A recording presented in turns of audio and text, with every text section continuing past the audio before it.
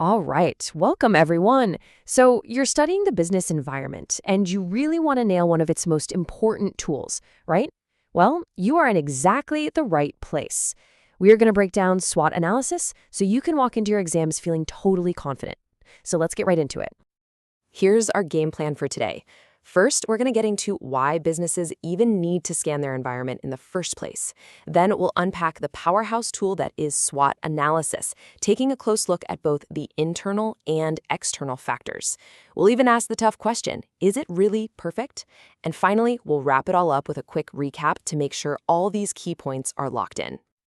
Okay, let's kick things off with a massive question, one that every single business has to ask itself.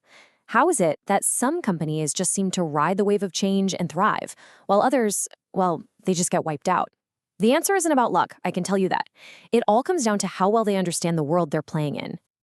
And that right there leads us straight into our first big concept, scanning the business environment. You got to think of this as the foundation, the absolute starting point for any smart business strategy. I mean, think about it. A business that just ignores what's happening around it, it's basically flying blind. And that's where environmental analysis comes in. It's the whole process of spotting future trends, seeing opportunities, and noticing threats way off on the horizon. For your exams, just remember this simple formula. Predict what's coming, prepare your strategy, and then perform to crush the competition. Okay, so the big question is, how do businesses actually pull this off? Well, one of the most famous, most essential tools they've got in their playbook is something called a SWOT analysis. SWOT has been around since the 1960s, and believe me, there's a reason it's stuck around for so long. It's just a simple but super powerful way to get your head around a company's strategic position. It makes you look at four key areas: strengths, weaknesses, opportunities, and threats. The real magic of SWOT? It's just so simple. It's literally a 2 by 2 grid.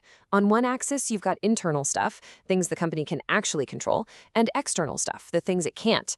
On the other axis, you've got the positives, the good stuff, and the negatives, the not so good stuff. And boom, that simple structure gives you your four SWOT quadrants.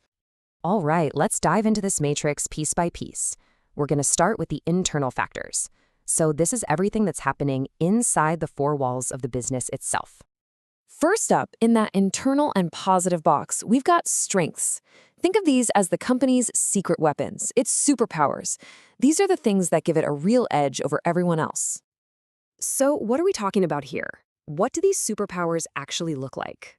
Well, it could be an incredibly skilled team. Maybe they're sitting on a pile of cash, or they've got a brand that everybody knows and loves. It could even be stuff like patents protecting their tech, a killer reputation, or just being crazy efficient at what they do. Okay, now let's flip the coin and look at the other internal factor, weaknesses. This is our internal but negative quadrant.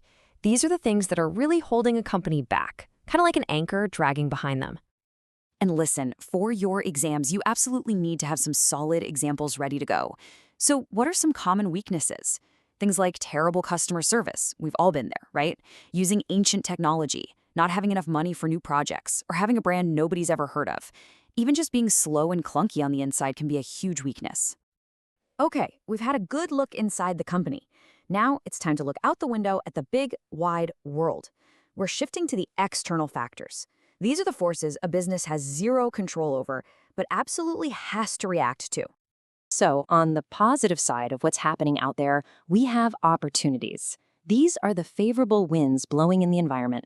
A smart business sees these trends and adjusts its sails to catch that wind and speed ahead. So, what does an opportunity actually look like in the wild? It could be a chance to jump into a new market. Maybe there's a big lifestyle shift that makes your product suddenly super popular, or a brand new technology you can use. Heck, it could even be the government launching a helpful scheme for your industry. And to finish off our four boxes, we have the big one, threats. These are the external negative forces. These are the storm clouds on the horizon, the dangers that could seriously hurt a business or even sink it completely. Yeah, every single business has to keep an eye out for threats. This could be a new aggressive competitor popping up, a major economic recession, new laws that make things more expensive, or customers just deciding they don't like your stuff anymore. Okay, so SWOT is obviously an awesome tool for getting your thoughts in order. But, and this is a big but, is it perfect? Is it some kind of magic wand that solves every business problem? Not exactly. And for a top-grade answer on your exam, you have to know its limits too. Look, it's so important to think critically about these tools. SWOT is amazing for building a roadmap and figuring out your goals, but it definitely has its weak spots. A huge trap people fall into is ending up with this giant laundry list of points, with no idea which one is the most important. It's great at pointing out problems, but it doesn't actually give you the solutions. That's why you have to remember, a SWOT analysis is almost always the beginning of the strategy conversation, not the end. Whew. Okay, I know that was a ton of information. So to make sure this stuff is really locked in for your exams, let's do a super quick, rapid-fire recap of the key ideas from this whole unit. Okay, let's nail this down. The business environment, that's just everything, internal and external, that affects a company. Internal stuff is what you can control, like your team and your brand. External is the wild stuff you can't control, like the economy and new tech. Environmental analysis is just the process of studying all that. And SWOT, that's your go-to tool for organizing your findings. And that's a wrap. Unit 2 completed successfully. You now have a really solid way to think about how businesses figure out their world and react to it. Seriously, great job sticking with it. Hey, one last piece of advice, and this is a big one. Do not sleep on this chapter for your exams. It's mega important. The absolute best way to study is to go back over all those examples we talked about for strengths, weaknesses, opportunities, and threats. Trust me, being able to use specific examples is what separates a good answer from a great one. Hey, thanks so much for joining me to break down SWOT analysis. I really hope you're feeling more confident and ready for your exams now.